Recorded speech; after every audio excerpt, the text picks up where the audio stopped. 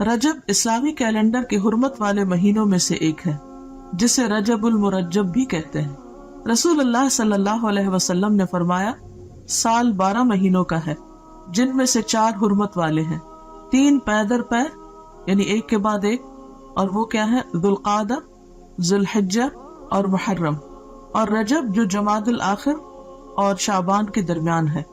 ये सही बुखारी की हदीस है, किताब बदअल खल्क। तो इससे पता चलता है कि महीनों की तादाद और महीनों की गिनती जो है ये अल्लाह ताला ने मुकर्रर फरमाई है, और इनमें से 4 को हुर्मत वाला बनाया है। हुर्मत वाले का मतलब क्या है? एहतराम वाला, काबिल एहतराम, कि जब ये महीने शुरू हो तो किसी किस्म की लड़ाई झगड़ा फसाद न किया जाए, कत्लो गारत न की जाए, हर तरफ अमन अमान हो। अरबी में रजब का माना है ताजीम करना, और मुरज्जब मुअज्जम के मानों में आता है, यानी अजमत वाला। इसको रजब मुजर भी कहते हैं। मुजर अरबों के एक कबीले का नाम है, जिसने दौरे जाहिलियत में खास तौर पर इस माह की हुर्मत का एहतमाम किया, यानी वो इस महीने को बहुत अहमियत दिया करते थे। इसी निस्बत की बिना पर इसे उनसे मंसूब कर दिया गया।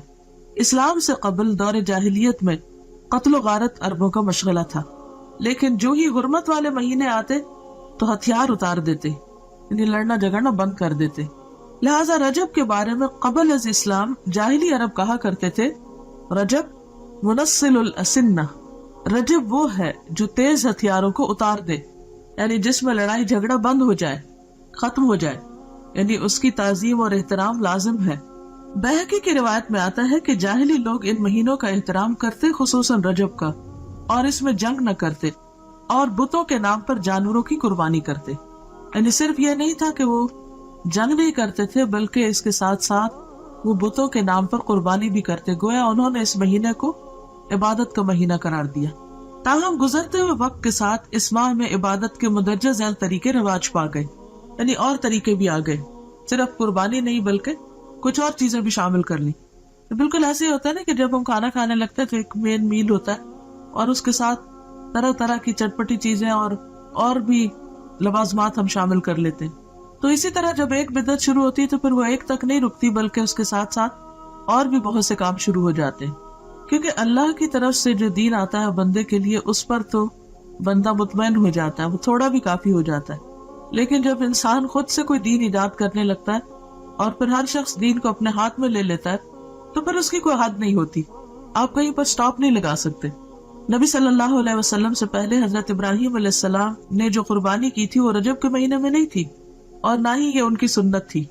ये अरबों ने खुद से एक इख्तिरा की थी, और इसके अलावा भी कुछ काम करते।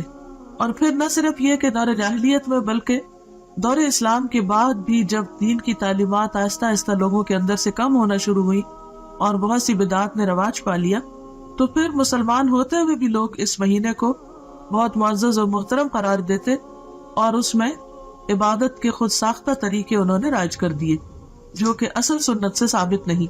वो क्या थे तरीके? पहली चीज तो कुर्बानी का एहतमाम। इस माह में कुछ लोग कुर्बानी करते हैं, जो कि दौरे जाहिलियत की रस्म है। जाहिली अरब अल-अतीरा के नाम पर इस महीने में बकरी की कुर्बानी किया करते थे, यानी ऊंट नहीं, भेड़ नहीं, गाय नहीं, बल्कि बकरी, और ज़बह की गई बकरी की खाल किसी दरख्त पर डाल देते थे। इसे रजबियतुन, रजब वाली कुर्बानी कहा जाता, यानी जिस बकरी की खाल दरख्त पे लटकी होती तो उससे लोगों को क्या पता चलता कि ये रजब वाली कुर्बानी है, यानी मजीद एहतमाम कर लिया। एक थे कि कुर्बानी की, फिर ये कि कुर्बानी बकरी की, फिर ये कि उसकी खाल दरख्त पर। अब इन बातों का दीन से क्या ताल्लुक है? ये तो इंसानों को मुश्किल में डालने वाली बात है।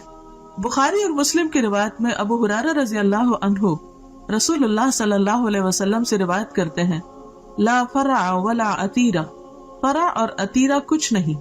ऊँटनी का पहला बच्चा जो बुतों के नाम पर ज़बह किया जाता फरा कहलाता, यानी अरबों में सिर्फ अतीरा नहीं थी, फरा भी था, और इसके अलावा भी बहीरा और साहिबा और हाम और वसीला, जिनका तज़किरा आप कुरान मजीद में पढ़ते हैं। ये मुख्तलिफ तरीके थे उनके यहाँ बुतों के नाम पर कुर्बान करने के, और इन सब जाहिली अरबों के खुद साख्ता तरीके थे। ये उनकी अपनी इख्तिरात और बिदात थी, जो उन्होंने दीन के नाम पर, सवाब के नाम पर और मुख्तलिफ फायदों के खातिर इजाद कर लिए थे। ये इब्राहिम अलैहिस्सलाम की सुन्नत न थे। खुसूसी नमाज का एहतमाम। بعض لوگ اس ماہ میں خصوصی نماز صلاۃ الرغائب پڑھتے ہیں۔ رجب کے پہلے جمعہ کی رات کو 12 رکعات 6 سلام سے پڑھی جاتی، جس میں سورۃ اخلاص کے بعد ہر رکعت میں 3 مرتبہ سورۃ القدر پڑھی جاتی ہے۔ یہ بدعت 4 صدی میں شروع ہوئی، جس کی کوئی اصلیت نہیں۔ امام ابن تیمیہ لکھتے ہیں کہ تمام علماء نے اجماع کے ساتھ اس نماز کو موضوع یعنی من گھڑت قرار دیا ہے، یعنی اس کی کوئی اصل نہیں ہے دین میں۔ دین تو مکمل ہو چکا ہے۔ نبی صلی اللہ علیہ وسلم ہر روز تہجد کی نماز پڑھا کرتے تھے، اور اس میں کبھی بھی یہ نہیں ملتا کہ آپ نے کوئی مخصوص سورت ہی پڑھی ہو اور پھر اس میں یہ کہ ہر رکعت میں وہ سورت 3 بار پڑھی ہو، جیسے یہاں پر انہوں نے سورت اخلاص اور اس کے بعد ہر رکعت میں 3 مرتبہ سورت القدر پڑھنے کا لکھا ہے، اور کئی لوگ بڑی پابندی کے ساتھ اس کو پڑھتے بھی ہیں، اور پھر اس کے ساتھ بہت سی من گھڑت قسم کی فضیلتیں اور فائدے بھی منسوب کر دیے گئے ہیں۔ تو اسلام میں اس کی کوئی حقیقت نہیں، نہ قرآن میں اس نماز کا ذکر ہے، نہ نبی صلی اللہ علیہ وسلم نے اس نماز کی تاکید کی ہے یا تلقین، اور نہ ہی اس کا وجود ہے کسی بھی حدیث یا فقہ کی کتاب میں۔ یہ سراسر لوگوں نے خود گھڑ لی۔ عبادت کا صرف وہی طریقہ پسندیدہ ہے، عبادت وہی قابل قبول ہے جو اللہ اور اس کے رسول کی اتھارٹی کے ساتھ ہو، ان کے حکم کے مطابق ہو۔ خود سے عبادت کے طریقے ایجاد کرنا اللہ کی اتھارٹی میں یا اللہ کے حکم میں دخل دینا، اور یہ انتہائی غلط چیز ہے کہ جس کام کے لیے ہم انٹائٹلڈ ہی نہیں، جو ہمارا کام ہی نہیں، اس میں انٹرفیئرنس کیسی؟ عبادت کے طریقے بتانا صرف معبود کا کام ہے، عابد کا کام نہیں۔ عابد بندہ غلام تو صرف پیروی کرے گا، اطاعت اور فرما برداری کرے گا، وہ خود سے وہ قانون نہیں بنائے گا، تو اس چیز کی کسی کو بھی اجازت نہیں۔ تو ہم سب کو اس کے بارے میں بے حد محتاط رہنا چاہیے، اور دین کے نام پر، عبادت کے نام پر ثواب کی خاطر کیا جانے والا کوئی بھی کام جب بھی ہم شروع کریں تو ضرور یہ سوچیں کہ کیا اس کی کوئی دلیل قرآن میں ہے، کیا یہ سنت رسول صلی اللہ علیہ وسلم سے ثابت ہے، کیا یہ اجر جو بتایا جا رہا ہے واقعی حقیقی معنوں میں اس کا کچھ وجود ہے، یا صرف ایک جھوٹ گڑھ لیا گیا ہے۔ اس طرح کی چیزیں دین میں شامل کرنا اور پھر ان کی پابندی کرنا، اور ایک خاص رات میں یا خاص دن میں یا خاص طریقے پر، یہ سب چیزیں دین میں دخل اندازی ہے، اور یہ ناپسندیدہ ہے۔ آپ سوچئے کہ اگر آپ مثلاً کہیں پر کوئی قانون بنا رہے ہیں یا پالیسیز بنا رہے ہیں یا کسی بھی قسم کا کوئی ڈسپلن کام کر رہے ہیں، اور ایک وہ شخص جس کا اس سے کوئی تعلق نہیں معاملے سے، وہ بیچ میں آ کر اپنی ایک کلاس ڈال دے، اپنی طرف سے کوئی چیز لوگوں کو اس کی پابندی کروانا شروع کر دے، تو یہ جرم ہوگا، ایک یہ دوسرے کی ٹیریٹری میں مداخلت ہوگی کہ آپ کو جس کام پر اپوائنٹ نہیں کیا گیا۔ یا پھر یہ کہ مثلا اگر کسی کو کسی خاص قانون کی پابندی کروانے کے لیے کہا گیا اور وہ اس قانون کے ساتھ کچھ اور قانون اپنی طرف سے بھی شامل کر دے جس کی اس کو اجازت نہ ہو، اس کے پاس کوئی اتھارٹی نہ ہو، کوئی سند نہ ہو، تو یہ طریقہ انتہائی معیوب ہے۔ تو دین کے معاملے میں بھی ہمیں نہایت سمجھداری سے کام لینا چاہیے، اور دین کو بس اتنا ہی رکھنا چاہیے کہ جتنا وہ ہے یا جتنا ہمیں دے دیا گیا ہے۔ اگر ہم کچھ چیزیں اپنی طرف سے شامل کریں گے تو ایسا کرنا دین کو بوجھل بنانا ہوگا، مشکل بنانا ہوگا، اور لوگوں کے لیے زندگی کو دوبھر کرنے کے مترادف ہوگا، اور یہ انتہائی ناپسندیدہ بات ہے، کیونکہ ہمارے لیے اتنا ہی دین کافی ہے جتنا ہمیں اللہ اور اس کے رسول صلی اللہ علیہ وسلم نے دے دیا۔ اس کی پابندی بھی ہم پہ بڑی بھاری ہوتی ہے، کہاں یہ کہ ہم ایکسٹرا چیزیں شروع کر دیں۔ پھر عمرہ کا اہتمام، لوگ اس ماہ میں خصوصی طور پر عمرہ کا اہتمام بھی کرتے ہیں، جبکہ قرآن اور حدیث سے اس بات کا کوئی ثبوت نہیں ملتا کہ آپ صلی اللہ علیہ وسلم نے اس ماہ میں عمرہ ادا کیا ہو، بلکہ حضرت عائشہ رضی اللہ تعالی عنہا نے ایک موقع پر اس کی تردید بھی کی ہے۔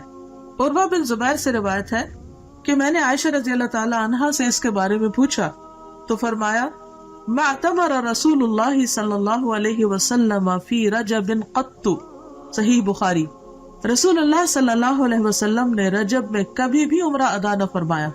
تو اس لیے اگر کوئی ویسے اپنے عمرہ ٹرپ پہ جا رہا ہے تو ضرور جائے، نیکی کا کام ہے، لیکن خاص طور پر رجب کے مہینے کو مخصوص کرنا اور پھر سال بھر انتظار کرنا کہ رجب آئے گا تو ہم پھر عمرہ کرنے جائیں گے، یہ غلط بات ہوگی۔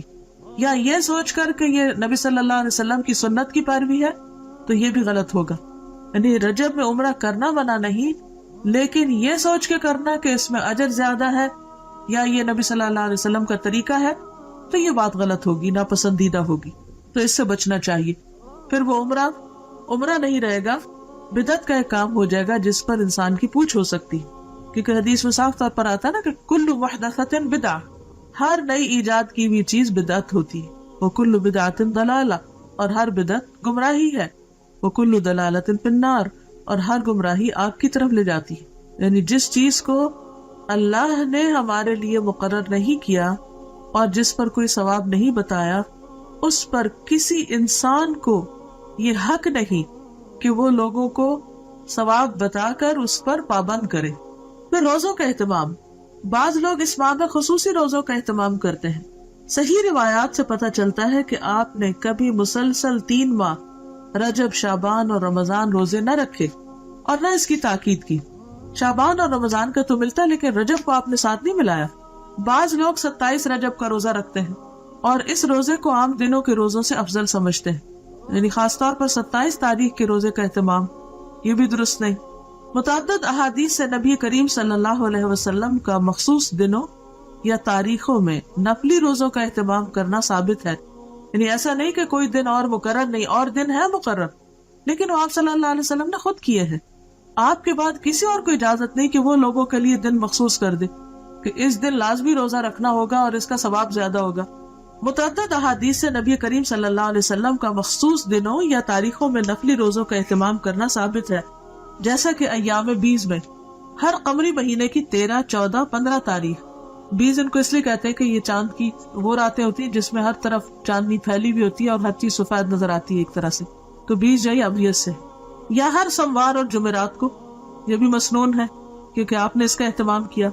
ذوالحجہ کے ابتدائی عشرے میں پہلے 10 دن یعنی 9، 10 محرم کو ابتدائی عشرے میں، یعنی اس کا مطلب نہیں کہ 10 تاریخ تک، 10ویں تاریخ کو تو عید ہوتی ہے، یہ 9 تاریخ تک مراد ہے. 9، 10 محرم کو یا پھر کثرت سے ماہ شعبان میں، ان تمام کے بارے میں صحیح اور مستند احادیث ملتی ہیں، لیکن 27 رجب کے روزے کے بارے میں کوئی روایت نہیں ہے. لہذا اگر کوئی خصوصی طور پر اس دن کا روزہ رکھتا ہو تو اس کا روزہ تو ہو سکتا ہے، مگر یہ عمل مسنون نہیں ہوگا بلکہ بدعت شمار ہوگا. قرآن کریم میں ارشاد ربانی ہے، یا ایھا الذین آمنوا لا تقدموا بین یدی اللہ ورسولہ، الحجرات آیت 1. اے لوگو جو ایمان لائے ہو، اللہ اور اس کے رسول سے آگے نہ بڑھو. عمر رضی اللہ عنہ اس ماہ میں نہ صرف یہ کہ روزہ رکھنے سے منع کیا کرتے تھے، بلکہ لوگوں کے ہاتھوں پر ہاتھ مار کر مجبور کرتے کہ وہ روزہ توڑ دے، کیونکہ ماہ رجب کی تعظیم اور اس میں روزہ رکھنا دور جاہلیت کی رسم تھی. یہ مصنف ابن ابی شیبہ کی روایت ہے. اور ایسا کیوں کرتے تھے؟ کیونکہ قرآن پاک کا یہ حکم ان کے سامنے تھا کہ لوگوں اللہ رسول سے آگے مت جاؤ، یعنی جو کام انہوں نے نہیں بتایا وہ تم اپنے ہاتھ میں نہ لو اور ان سے بڑے بننے کی کوشش نہ کرو، کیونکہ عموماً حکم چلانے والے ایک طرح سے اپنی بڑائی کا اظہار کر رہے ہوتے ہیں. البتہ اگر کوئی شخص بطور عادت ہر ماہ چاند کی 13، 14 اور 15 تاریخ یا پیر اور جمعرات کو رکھتا ہو تو اس ماہ میں بھی رکھ سکتا ہے. یعنی اگر 27 رجب پیر کو آ رہی ہے اور اس کی پہلے سے عادت ہے ہر پیر کو روزہ رکھنے کی، تو ایسا شخص روزہ رکھ سکتا ہے. 22 رجب کو لوگ کیا کرتے ہیں؟ کنڈوں کا اہتمام کرتے ہیں. 22 رجب کے کنڈوں کا اہتمام بھی بر صغیر میں عام ہے. 22 رجب کو کنڈے بھرنا بطور رسم رواج پا چکا ہے، یعنی اس کا رواج عام ہو چکا ہے. اس رسم میں کسی منت کے پورا ہونے پر حلوہ پوری اور کھیر وغیرہ پکائی جاتی ہے. تاریخ کے مطالعہ سے یہ بات سامنے آتی ہے کہ اس رسم کی ابتدا 1906 یعنی 1906 میں امیر مینائی کے خاندان سے ہوئی، جو ہندوستان کے شہر سے تعلق رکھتا تھا. اس رسم کا مقصد امام جعفر کی روح کو ایصال ثواب تھا. حالانکہ اس بات کا تعین نہیں ہو سکا کہ مذکورہ امام کی پیدائش یا وفات ماہ رجب میں ہوئی تھی. کوئی بھی نہیں جانتا کہ واقعی امام جعفر اس مہینے میں پیدا ہوئے یا ان کی وفات ہوئی، لیکن اس رسم کو جو کہ تقریباً 100 سال پہلے شروع ہوئی امام جعفر سے منسوب کر دیا گیا. تو اس سے یہ بھی پتہ چلتا ہے کہ اس کا آغاز نبی صلی اللہ علیہ وسلم نے نہیں کیا، یہ چیز اصل دین میں نہیں. اسلام میں کسی بھی برگزیدہ شخصیت کی پیدائش کے دن خوشی منانے یا خصوصی صدقہ و خیرات کی کوئی گنجائش نہیں ہے. یعنی کسی بھی انسان کے حوالے سے کوئی دن منانا اسلامی روایت نہیں ہے. مثلا برتھ ڈے منانا یا برسی منانا یا انہی خاص دنوں پر کوئی صدقہ خیرات کرنا، یہ سب چیزیں بعد کی پیداوار ہیں۔ صحابہ کرام ان چیزوں سے بہت آگے تھے، ان کی زندگیوں میں ایسی مصروفیات نہیں تھی، اسی وجہ سے انہوں نے بڑے بڑے کام کیے، دین کی بڑی خدمت کی۔ آج ہم میں سے اکثر لوگ وقت کی کمی کا شکایت کرتے ہیں کہ وقت نہیں ہے، تو اس کی بھی اصل وجہ کیا ہے؟ اس کی بنیادی وجہ ہمارا غیر ضروری، غیر متعلق چیزوں میں اپنا وقت لگانا ہے یا اپنا مال لگانا ہے۔ جہاں صدقہ کی ضرورت ہوتی ہے وہاں ہم صدقہ نہیں کرتے، بھوکے کو کھانا نہیں کھلاتے، یتیم کی پرورش سے جی چراتے ہیں۔ اسی طرح دین کے کام، تبلیغ کے کاموں میں خرچ کرنا تو ہمارے ذہن میں ہی نہیں ہوتا، یا اس کو تو ہم صدقہ خیرات میں شامل ہی نہیں کرتے ہیں۔ صدقہ جاریہ کے کام یا پروجیکٹس جو ہیں وہ نظر انداز کیے رکھتے ہیں، یعنی اوور آل جو امت کی حالت، اسی وجہ سے ہماری حالت دیکھنے کے قابل ہے۔ لیکن پھر ہمارا مال کہاں جاتا ہے؟ یا تو وہ شادی کی بڑی بڑی تقریبات میں صرف ہو جاتا ہے، یا پھر وہ وفات کے موقع سے متعلق بہت سے جو رسم و رواج ہم لوگوں نے عام کر رکھے ہیں ان میں خرچ ہو جاتا ہے، یا پھر اسی قسم کی نظر اور منت ہے جس کا اسلام میں کوئی بھی تصور نہیں، کوئی اس کی اوریجن نہیں، ان میں خرچ ہو جاتے ہیں۔ ایک قول ہے کہ البدعۃ تمیت السنہ، بدعت جو ہے وہ سنت کو ختم کر دیتی، سنت کی موت ہے، یعنی کوئی بھی سنت رواج نہیں پا سکتی اگر کہیں پر بدعت چھائی ہوئی ہو۔ تو یہ عام سمجھ میں آنے والی کامن سینس کی بات ہے کہ اگر آپ اپنے وقت کو یا اپنی جگہ کو یا اپنے کسی بھی کام کو غیر ضروری چیزوں سے اسٹف کر دیں گے، بھر دیں گے، اور غیر متعلقہ چیزیں اس میں کرنے لگیں گے، تو جو اصل چیز ہے یا اہم کام ہے وہ نہیں ہو سکے گا۔ مثلا اگر اپنے اہم وقت میں، پرائم ٹائم میں آپ فضول باتیں کرتے رہیں، ادھر ادھر گھومتے پھرتے رہیں، تو آپ کا نماز کا وقت نکل جائے گا۔ اسی طرح اگر آپ اپنے صدقہ خیرات کو غیر ضروری چیزوں پر لگا دیں گے تو ضروری چیزوں پر خرچ کرنے کے لیے آپ کے پاس مال نہیں رہے گا۔ اسی طرح اگر آپ کی دلچسپیاں صرف انٹرٹینمنٹ میں لگ گئی تو آپ کے پاس وقت نہیں رہے گا کہ آپ کوئی سنجیدہ کام کر سکے۔ تو بات یہ ہے کہ اسلام میں کسی بھی برگزیدہ شخصیت کی پیدائش کے دن خوشی منانے یا خصوصی صدقہ خیرات کی کوئی گنجائش نہیں ہے۔ علاوہ ازیں کنڈوں کا نہ قرآن و سنت میں ذکر ہے، نہ ہی صحابہ کرام، تابعین یا تبع تابعین کے زمانے میں اس کا کوئی ثبوت ملتا ہے، یعنی ان لوگوں کے ہاں اس کا کوئی کانسیپٹ ہے ہی نہیں۔ تو جو چیز قرآن و سنت سے ثابت نہیں، اس کے کرنے پر کوئی اجر و ثواب بھی نہیں۔ اور اگر ہم بعد میں کوئی ایسی چیز ایجاد کرتے ہیں اور اجر و ثواب کی نیت سے کرتے ہیں تو وہ بدعت میں شمار ہوگا، اس کے فائدے کی بجائے گناہ ہوگا۔ لہٰذا ایسی چیزوں سے بچنا ضروری ہے۔ اصل دین کیا ہے؟ ہمارے ذہن میں واضح ہونا چاہیے کہ اصل دین کیا ہے۔ اصل دین وہ ہے جو اللہ تعالیٰ نے محمد صلی اللہ علیہ وسلم کے ذریعے ہم تک پہنچایا، یعنی دین اللہ کی اطاعت و فرما برداری، اس کے احکامات کے آگے سر تسلیم خم کرنے اور محمد صلی اللہ علیہ وسلم کی سنت پر عمل کرنے کا نام ہے۔ ارشاد ربانی ہے، الیوم اکملت لکم دینکم واتممت علیکم نعمتی ورضیت لکم الاسلام دینا، المائدہ 3۔ آج میں نے تمہارے لیے تمہارا دین مکمل کر دیا اور تم پر اپنی نعمت تمام کر دی اور تمہارے لیے دین اسلام کو پسند کر لیا۔ لہذا کوئی بھی ایسا کام جو آپ صلی اللہ علیہ وسلم نے نہ کیا اور نہ ہی اس کا حکم دیا، اسے دین کا حصہ سمجھتے ہوئے ادا کرنا اور پھر اس پر اجر و ثواب کی توقع رکھنا بدعت ہے۔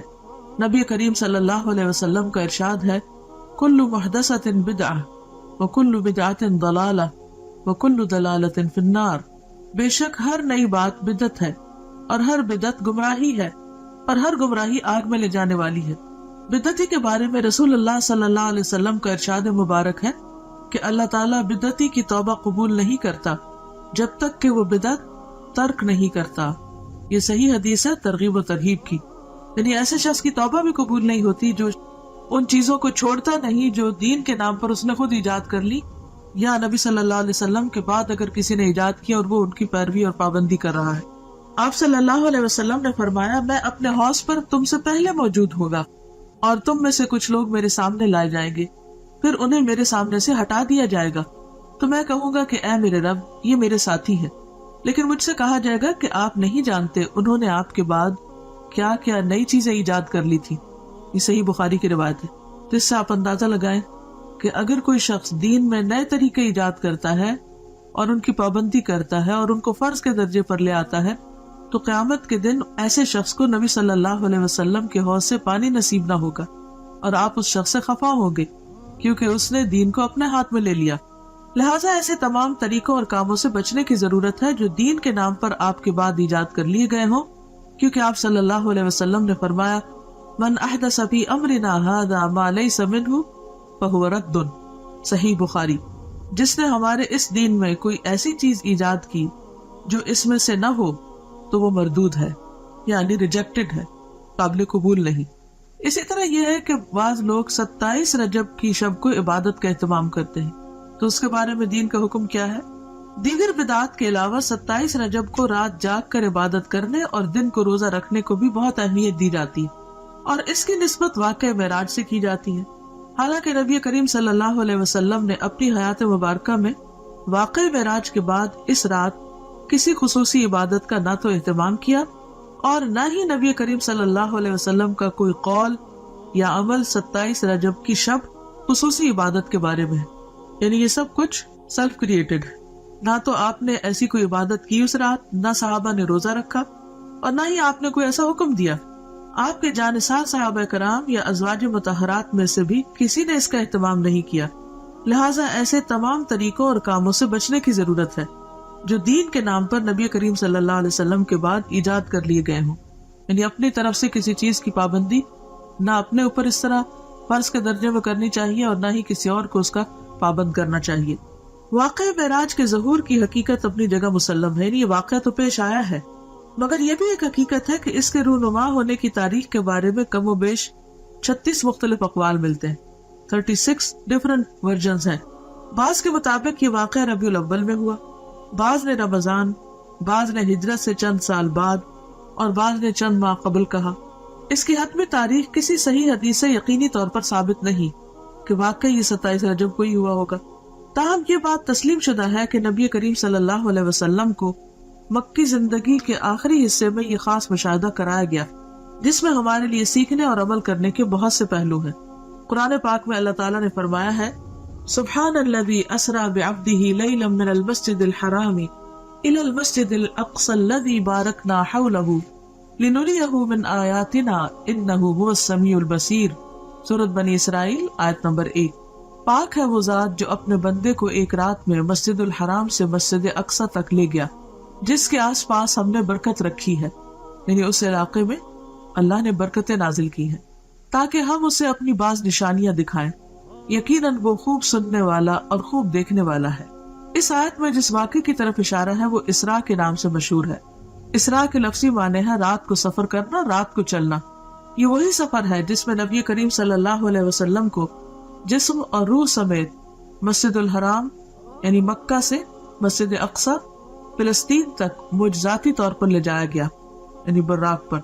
فرشتوں کی ہمنشینی کا یہ سفر اس زمانے کے حالات، اسباب سفر اور فاصلے کی طوالت کی وجہ سے انسانی عقل اور سمجھ سے بالاتر ہے، یعنی انسان نہیں سمجھ سکتا کہ ایک رات میں آپ اتنی تیزی سے وہ سفر کیسے کیے اور کس طرح آپ واپس بھی آ گئے۔ لیکن جیسا کہ اس آیت میں واضح کیا گیا ہے کہ پاک ہے وہ ذات یعنی اللہ جو اپنے بندے کو لے گیا، یعنی اللہ تعالیٰ کے لیے کچھ بھی مشکل نہیں۔ جن چیزوں کو ہم ناممکن سمجھتے ہیں وہ اللہ کے ہاں ناممکن نہیں، تو جس ذات میں کمال قدرت ہو وہ سب کچھ کر سکتا ہے۔ اس حیرت انگیز اور ایمان افروز سفر کی تفاصیل بخاری اور مسلم سمیت احادیث کی دیگر کتب میں موجود ہے، تو اب ہم اس کے بارے میں پڑھیں گے کہ یہ واقعہ کیسے رونما ہوا۔ بعض روایات کے مطابق 27 رجب کی شب کو نبی صلی اللہ علیہ وسلم معراج پر تشریف لے گئے۔ اگرچہ اس کے بارے میں اختلاف ہے لیکن پھر بھی عام طور پر غالب گمان یہی ہے کہ آپ اسی شب کو تشریف لے گئے تھے۔ تو آئیے تھوڑا سا اس بارے میں دیکھ لیتے ہیں کہ آپ نے اللہ سبحانہ وتعالیٰ کی کون کون سی نشانیاں دیکھی، کیا کیا چیزیں مشاہدہ فرمائیں اور ان میں ہمارے لیے کیا سبق ہے۔ آغاز سفر اور شق صدر۔ شق کہتے ہیں پھاڑنے کو اور صدر کہتے ہیں سینے کو، اور شق صدر کا معنی ہے سینے کو کھولنا۔ اس کی تفصیل آگے ملے گی، ابھی اتنا ہی کافی۔ انس بن مالک رضی اللہ عنہ سے مروی ہے کہ معراج کی رات جب بیت اللہ سے نبی کریم صلی اللہ علیہ وسلم کو لے جایا گیا تو وحی آنے سے قبل آپ کے پاس 3 فرشتے آئے۔ اس وقت آپ مسجد الحرام میں سو رہے تھے۔ ان میں سے ایک نے پوچھا وہ کون ہے، یعنی آپ کی طرف اشارہ کر کے۔ دوسرے نے جواب دیا وہ ان میں سب سے بہتر ہیں۔ تیسرے نے کہا ان میں جو سب سے بہتر ہے انہیں لے لو۔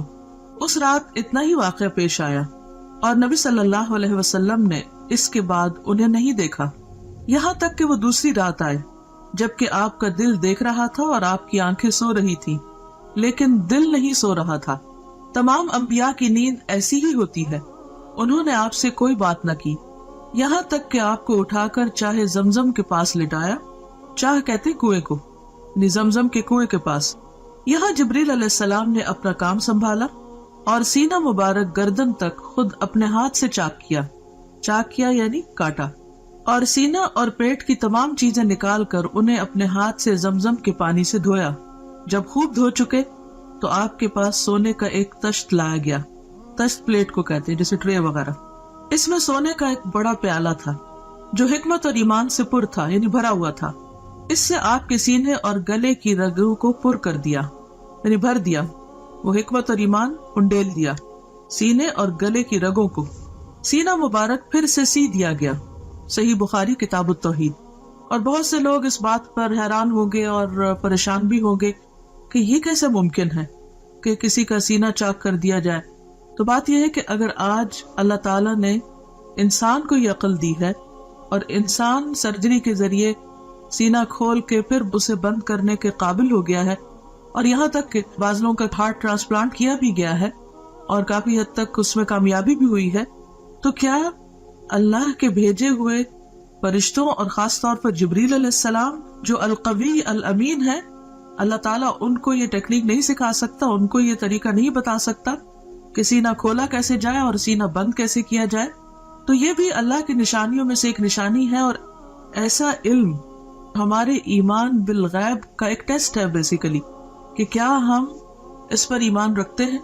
بعض اوقات قرآن مجید میں ایسی کوئی بات آتی ہے جیسے موسیٰ علیہ السلام کے معجزات کا ذکر ہے یا دیگر انبیاء کے، تو ہم یہ سوچ کر اس کو مان لیتے ہیں کہ یہ اللہ کا کلام ہے اور قرآن مجید میں کوئی شک نہیں اور یہ درست ہوگا۔ لیکن جب حدیث میں ہم ایسی کوئی بات پڑھتے ہیں تو بعض اوقات ہم شک میں پڑ جاتے ہیں۔ تو ہدایت کے لیے بے حد ضروری ہے کہ والذین یؤمنون بما انزل الیک وما انزل من قبلک، وہ لوگ جو ایمان لاتے ہیں اس چیز پر جو آپ کی طرف نازل کی گئی، یعنی صرف قرآن مجید ہی نہیں نازل کیا گیا، حکمت بھی نازل کی گئی۔ اور جیسا کہ اس حدیث سے تو واضح طور پہ پتہ چل رہا ہے کہ آپ کے سینے کو حکمت سے بھر دیا گیا۔ تو یہ کہاں سے آئی تھی حکمت، کہاں سے آیا تھا ایمان، کون لایا تھا؟ وہی لایا تھا جو دوسرے وہی لاتے تھے، یعنی جبریل علیہ السلام۔ کہاں سے لائے تھے؟ اللہ سبحانہ وتعالیٰ کی طرف سے لائے تھے، اور پھر آپ کے اندر انڈیل دی گئی، ڈال دی گئی، اور اس سے آپ کا سینہ بھر دیا گیا۔ اب آپ سوچ رہے ہوں گے کہ حکمت اور ایمان تو ایبسٹریکٹ چیزیں ہیں، اور گلے کی رگیں جو ہے یا سینہ جو ہے یا دل جو ہے وہ دیکھنے کو مادی چیزیں ہیں، تو یہ کیسے ممکن ہوا؟ تو آپ دیکھیے کہ جیسے روح غیر مادی ہے اور ہمارا جسم مادی ہے، جب روح انسان کے اندر آتی ہے تو وہ تو نظر نہیں آتی، اس کا تو کوئی وزن نہیں ہوتا، تو وہ کیسے آ جاتی؟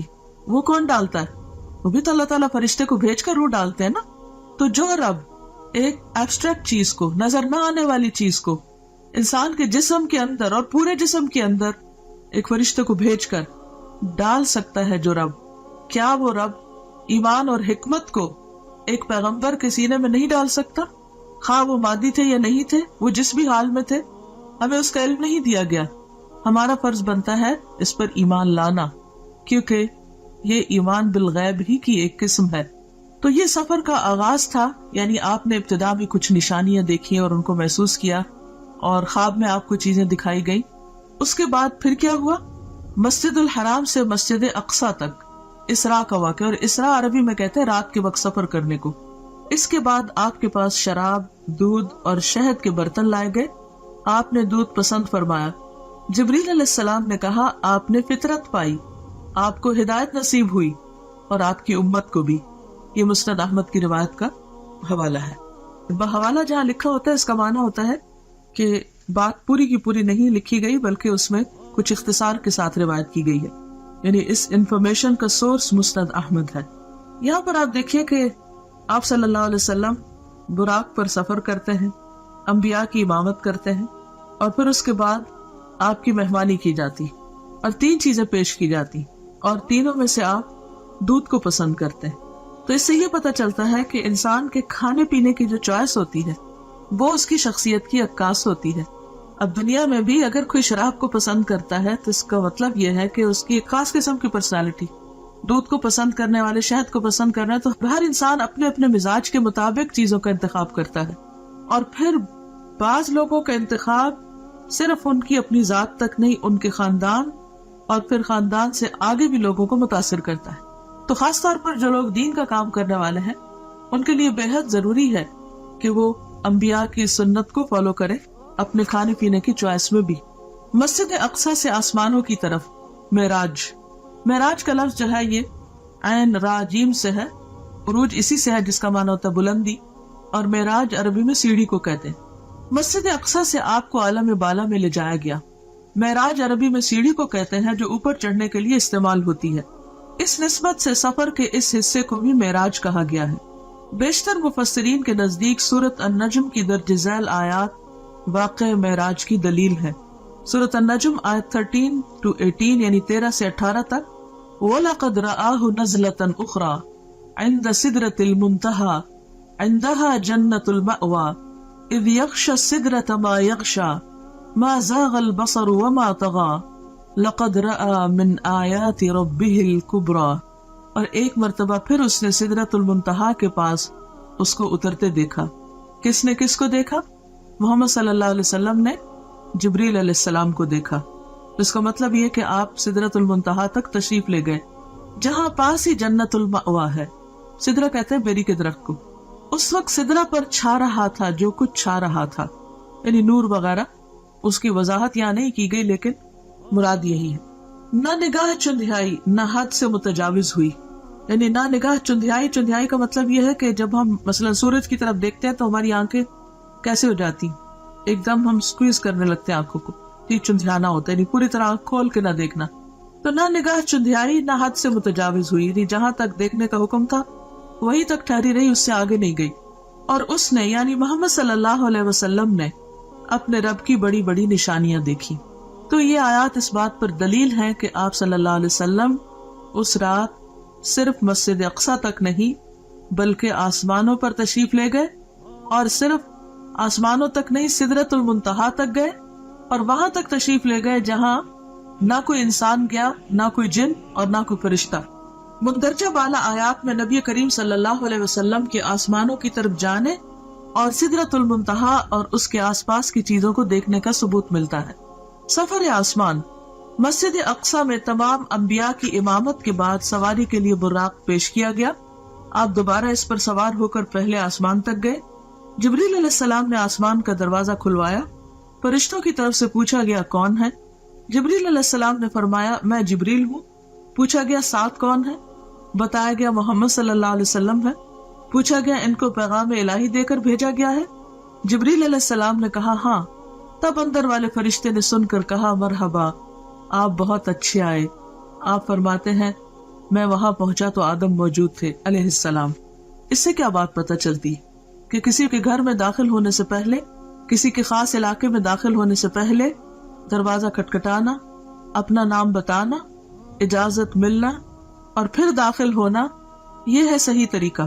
اور اس وقت آپ دیکھیے کہ آسمان کے جو فرشتے ہیں وہ صرف یہ سن کر نہیں دروازہ کھول دیتے کہ جبریل موجود ہے، حالانکہ جبریل علیہ السلام کی قدردانی آسمانوں میں بھی اور زمین پر بھی. اس کے باوجود جب وہ کہتے ہیں میں جبریل ہوں تو وہ یہ نہیں کہتے دھڑ سے دروازہ کھول دینے، پوچھتے ہیں کہ ساتھ کون ہے. اور ساتھ کون ہے؟ سب انسانوں میں سے عظیم چنے ہوئے انسان. بتایا گیا محمد صلی اللہ علیہ وسلم. اب اتنا کہنے پر بھی دروازہ نہیں کھلتا. پوچھتے ہیں کہ کیا ان کو پیغام الہی دے کر بھیجا گیا؟ کیا اللہ تعالیٰ نے بلایا ہے؟ جبریل نے کہا ہاں. تب فرشتے نے سن کر کہا مرحبا. اس سے یہ پتہ چلتا ہے کہ فرشتے کس قدر امانت دار ہیں، کس قدر ڈیوٹیفل ہیں. ان کو جو کہا گیا ہے وہی کرتے ہیں. یفعلون ما یؤمرون. اچھا ہمارا حال کیا ہوتا ہے کہ ہم فوراً ایکسائٹمنٹ میں اپنی حدود سے آگے بڑھ جاتے ہیں. اچھا فلاں، بس فلاں کے لیے تو کوئی قید ہی نہیں، کوئی حد ہی نہیں اور کوئی ریسٹرکشن ہی نہیں. دنیا میں آپ دیکھیے کہ جو VIP عام طور پر ہوتے ہیں یا مخصوص قسم کے لوگ ہوتے ہیں، بعض اوقات ان کے لیے کوئی قانون نہیں ہوتا اور سمجھتے کہ وہ ہر قانون سے بالا ہے اور وہ جہاں سے چاہے داخل ہو جائے اور جو چاہے کرے. اور اگر کسی کو روکا جائے تو وہ اس کو انا کا مسئلہ بھی بنا لیتا ہے کہ میری بےعزتی کی گئی ہے. لیکن یہاں پر آپ دیکھیے کہ جبریل علیہ السلام نے اس قانون کی پابندی کرتے ہیں اور بہت آرام کے ساتھ جواب دیتے ہیں, اور پھر جتنا سوال پوچھا جاتا ہے اتنا ہی جواب دیتے ہیں, اور پھر نبی صلی اللہ علیہ وسلم کا تعارف کراتے ہیں, اور اس کے بعد دروازہ کھلتا ہے. جب دروازہ کھلتا ہے تو آپ صلی اللہ علیہ وسلم آدم علیہ السلام کو دیکھتے ہیں. جبریل نے کہا کہ یہ آپ کے باپ آدم ہیں. اس سے پتہ چلتا ہے کہ گائیڈڈ ٹور تھا اور جبریل علیہ السلام ساتھ ساتھ تعارف کرا رہے تھے. تو ہمارے سیکھنے کی بات یہ بھی ہے کہ ہمارے پاس اگر کوئی گیسٹ آئے یا ہم اس کو کوئی ٹور دلوا رہے ہوں تو اس کی رہنمائی بھی کرنی چاہیے کہ وہ کس سے مل رہا ہے, کہاں جا رہا ہے, کیونکہ ہم ازیوم کر لیتے ہیں کہ خود ہی ٹھیک ہے, یا کثر نفسی سے کام لیتے ہیں کہ اچھا اب یہ کیا بتانا, تو یہ جب پوچھیں گے تو ہم بتا دیں گے, اگر نہیں پوچھے تو نہ صحیح. اس میں ضروری حد تک معلومات دی جا رہی ہیں, اور ساتھ یہ بھی بتایا جا رہا ہے کہ انہیں سلام کیجیے. حالانکہ نبی صلی اللہ علیہ وسلم سے بڑھ کر سلام کرنے والا کون تھا؟ تو نبی صلی اللہ علیہ وسلم فرماتے کہ میں نے انہیں سلام کیا تو آپ نے جواب دیا, یعنی آدم علیہ السلام نے, مرحبا فرزند صالح نبی صالح, اور آپ کی نبوت کا اقرار کیا. یہ صحیح بخاری کی روایت ہے کتاب التوحید. حالانکہ عمر میں حضور صلی اللہ علیہ وسلم بعد میں آئے, یعنی آپ کے بچوں میں سے, تو بعض اوقات ہم بچوں سے ایکسپیکٹ کرتے ہیں کہ وہ ہمارا ادب کرے اور وہ ہمیں زیادہ اپریشیٹ کرے, لیکن آدم علیہ السلام خود آگے بڑھ کر مرحبا کہتے ہیں اور بہت محبت بھرے کلمات کہتے ہیں, فرزند صالح نبی صالح, اور پھر آپ کی نبوت کو بھی مانتے ہیں. اس سے ایک بہت اچھی بات پتہ چلتی ہے کہ اگر بچے کبھی والدین سے زیادہ ترقی کر جائیں, مرتبے اور مقام میں, اسٹیٹس میں آگے بڑھ جائیں, تو اس صورت میں اس اسٹیٹس کو اکنالج کرنا, اولاد کو اپریشیٹ کرنا, ان کو ان کا مقام دینا, یہ بھی پیغمبرانہ اخلاق میں سے ہے. اور اس میں آپ دیکھیں کہ وہ انہیں صالح کہہ کے پکارتے ہیں, نیک. یہ کوئی خوشامد نہیں تھی یا کوئی جھوٹی تعریف نہیں تھی. اگر کسی کے اندر کوئی خوبی ہے تو اس خوبی کا ذکر کر دینا اخلاص کے ساتھ, اچھے آسن انداز میں, دوسرے کو اچھے لقب سے پکارنا, یہ بھی ایک بہترین اخلاق ہے. بعض اوقات جب کوئی چھوٹا ہوتا ہے نا عمر میں ہم سے, تو خواہ مرتبے میں بڑا بھی ہو تو ہم صرف نام لے لے کے پکارتے ہیں, یہ ظاہر کرنے کے لیے کہ ہم عمر میں بڑے ہیں یا ہم کسی بھی اعتبار سے بڑے ہیں, اور یہ تو چھوٹا ہے, اگر اس کے اندر کوئی خوبی ہے بھی تو بھی اس کو اکنالج نہیں کرتے. مثلاً بعض اوقات ایسا ہوتا ہے کہ آپ کا کوئی شاگرد بہت ترقی کر جاتا ہے, علم حاصل کر کے بڑے مرتبے پہ پہنچ جاتا ہے, تو اب آپ اس کو یہ نہ سوچیں کہ چونکہ یہ میرا شاگرد ہے اس لیے زندگی بھر یہ میرے سے کم ہی رہے گا. نہیں, وہ آپ سے زیادہ بھی آگے جا سکتا ہے. تو ایسی صورت میں اس کے علم کو, اس کے تقویٰ کو, یا کسی بھی چیز کو اکنالج کرنا جو ہے یہ بھی ضروری ہوتا ہے. ایک اور روایت ہے کہ آپ نے آسمان دنیا میں ایک بزرگ شخص کو بیٹھے دیکھا جس کے دائیں اور بائیں صرف کچھ صورتیں نظر آئیں. دائیں طرف دیکھتے تو وہ بزرگ ہنستے اور بائیں طرف دیکھتے تو روتے. میں نے جبریل سے پوچھا یہ کون ہے؟ تو جواب دیا گیا آدم ہے. یہ دوسری روایت میں آتا ہے. یہ دائیں جانب والی اور بائیں جانب والی صورتیں ان کی اولاد ہیں. دائیں طرف رائٹ ہینڈ والے جنتی ہیں اور بائیں طرف والے دوزخی ہیں, اس لیے ایک طرف دیکھ کر ہنستے ہیں اور دوسری طرف دیکھ کر روتے ہیں. یہ صحیح بخاری کی روایت ہے. اور پچھلی روایت اور اس میں کوئی کنٹراڈکشن نہیں ہے. پچھلی روایت جو ہے وہ مختصر ہے, جس میں آدم علیہ السلام کو دیکھتے ہیں تو آپ جبریل سلام کرنے کو کہتے ہیں. تو اس میں یہ ہے کہ شاید نبی صلی اللہ علیہ وسلم دور سے دیکھتے ہیں اور آدم علیہ السلام کے عمل کو دیکھ کر تھوڑے حیران ہوتے ہیں, تو جبریل علیہ السلام انہیں بتا دیتے ہیں, اور جب وہاں پہنچتے ہیں تو پھر سلام کرنے کے لیے کہتے ہیں. نبی کریم صلی اللہ علیہ وسلم فرماتے ہیں جبریل مجھے لے کر آگے بڑھے اور دوسرے آسمان تک پہنچے. پھر اسی طرح سوال و جواب ہوئے. وہاں مجھے عیسیٰ اور یحییٰ علیہ السلام ملے جو باہم خالہ زاد بھائی بھی ہیں. جبریل علیہ السلام نے کہا یہ یحییٰ اور عیسیٰ علیہ السلام ہیں, انہیں سلام کیجیے. میں نے سلام کیا, دونوں نے جواب دیا. پھر کہا مرحبا برادر صالح اور نبی صالح, اور آپ کی نبوت کا اقرار کیا. پھر اسی طرح ان سے کچھ باتیں ہوئی. صحیح بخاری کی روایت ہے. تو اس سے پتہ چلتا ہے کہ جس آسمان پہ بھی آپ جا رہے تھے وہاں سلام دعا ہو رہی تھی.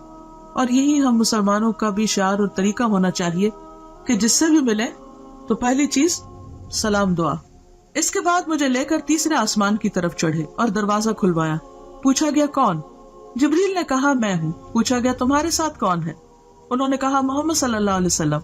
پوچھا گیا ان کے پاس پیغام الہی دے کر بھیجا گیا ہے؟ جبریل علیہ السلام نے کہا ہاں. فرشتوں نے یہ سن کر کہا مرحبا، آپ بہت اچھے آئے۔ دروازہ کھولا گیا، وہاں پہنچے تو دیکھا کہ وہاں یوسف علیہ السلام موجود ہے۔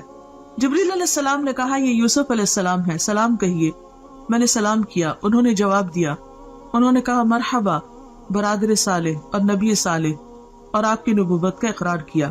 ایک اور روایت میں ہے کہ آپ صلی اللہ علیہ وسلم نے فرمایا میں نے یوسف علیہ السلام کو دیکھا، اللہ نے حسن کا آدھا حصہ ان کو دیا تھا۔ صحیح مسلم کتاب الایمان۔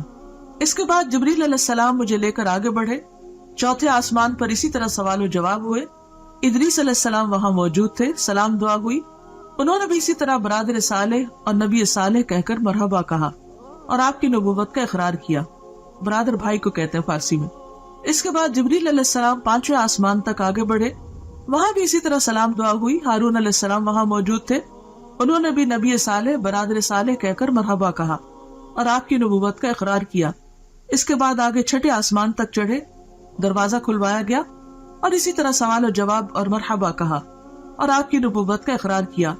یہاں پر موسیٰ علیہ السلام تھے، آپ انہیں چھوڑ کر آگے بڑھے تو وہ رونے لگے۔ پوچھا آپ کے رونے کی کیا وجہ ہے؟ انہوں نے کہا میں اس لیے روتا ہوں کہ یہ نوجوان پیغمبر نبی صلی اللہ علیہ وسلم میرے بعد مبعوث ہوئے، ان کی امت کے لوگ میری امت کے لوگوں سے زیادہ تعداد میں جنت میں جائیں گے۔ یعنی انہیں اپنی امت کا فکر تھا اور وہ ان کے غم میں ایک طرح سے رو رہے تھے۔ یہ نہیں کہ انہیں نبی صلی اللہ علیہ وسلم کو زیادہ خیر ملنے پر حسد کا شکار ہو کر رونا دھونا شروع کر دیا۔ اور اس سے یہ بھی پتہ چلتا ہے کہ جب انسان کسی کے اندر کوئی خوبی اور بھلائی دیکھتا ہے تو اس وقت وہ تمنا کرتا ہے کہ اس کے پاس بھی خوبی اور بھلائی ہو۔ لیکن یہاں آپ دیکھیں کہ موسیٰ علیہ السلام اپنی ذات نہیں اپنی امت کی فکر کر رہے ہیں، اور یہ امت کی خیرخواہی اور لوگوں کی خیرخواہی جو ہے یہ انبیاء کی سرشت میں ہوتی ہے۔ اس کے بعد ساتویں آسمان پر پہنچے اور دروازہ کھلوایا۔ پوچھا گیا کون؟ میں نے کہا جبریل ہوں۔ پوچھا گیا تمہارے ساتھ کون ہے؟ انہوں نے کہا محمد صلی اللہ علیہ وسلم ہے۔ پوچھا گیا ان کے پاس پیغام الہی دے کر بھیجا گیا؟ اس سے پتہ چلتا ہے کہ ہر آسمان کے فرشتے نے ایسا ہی کیا۔ جبریل علیہ السلام نے کہا ہاں۔ فرشتوں نے یہ سن کر کہا مرحبا، آپ بہت اچھے آئے۔ جب میں وہاں پہنچا تو ابراہیم علیہ السلام کو موجود پایا۔ جبریل علیہ السلام نے کہا یہ آپ کے جد امجد ابراہیم علیہ السلام ہیں، انہیں سلام کہیے۔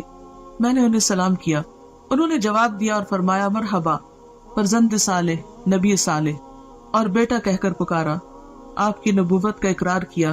وہاں ابراہیم علیہ السلام بیت المعمور کے ساتھ ٹیک لگا کر بیٹھے ہوئے تھے، یعنی گویا دنیا میں جو ان کا خاص بہترین عمل تھا اس کی جزا کے طور پر اللہ تعالیٰ نے ان کو وہاں بھی گھر عطا کیا۔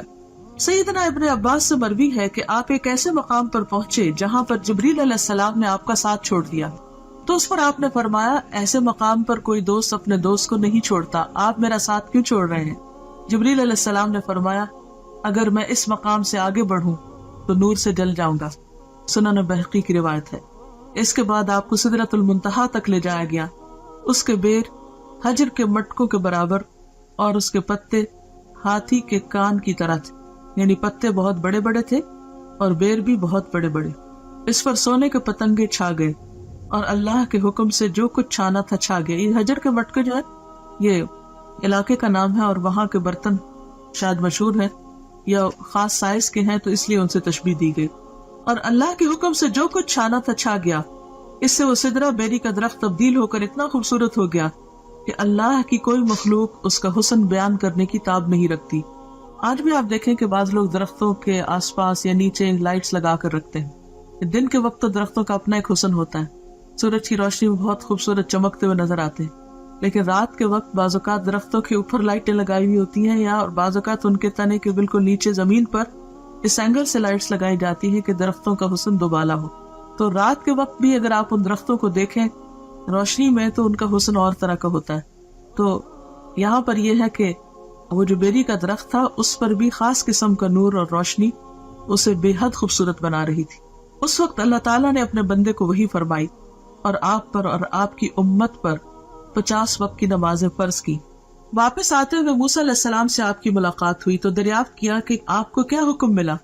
آپ نے جواب دیا ایک دن رات میں مجھ پر اور میری امت پر 50 نمازیں فرض کی گئی۔ موسیٰ علیہ السلام نے کہا آپ کی امت ایک دن رات میں 50 نمازیں نہ پڑھ سکے گی، میں بنی اسرائیل کا خوب تجربہ کر چکا ہوں، آپ کمی کی درخواست لے کر اپنے رب کے پاس جائیں۔ موسیٰ علیہ السلام کے فرمانے پر آپ اللہ کے پاس واپس گئے اور کمی کی درخواست کی۔ اللہ تعالیٰ نے آپ کی درخواست کو قبول فرما کر 10 نمازوں کی تخفیف فرمائی۔ اس کے بعد آپ موسیٰ علیہ السلام کے پاس آئے تو انہوں نے پوچھا کیا ہوا؟ آپ نے کہا کہ 10 نمازوں کی کمی کر دی گئی۔ یہ سن کر موسیٰ علیہ السلام نے فرمایا اب پھر واپس جائیے اور تخفیف یعنی کمی کی درخواست کیجیے۔ آپ واپس گئے اور اللہ تعالیٰ سے تخفیف کی درخواست کی۔ اللہ تعالیٰ نے اس کے بعد 10 نمازوں کی کمی کر دی۔ یوں آپ کی موسیٰ علیہ السلام اور اللہ تعالیٰ کے درمیان آمد و رفت جاری رہی، یعنی بیک اینڈ فورتھ آتے جاتے رہے، یہاں تک کہ اللہ تعالیٰ نے 5 نمازیں کر دی۔ اس کے بعد آپ پھر واپس آئے تو موسیٰ علیہ السلام نے کہا جاؤ اور کمی کراؤ۔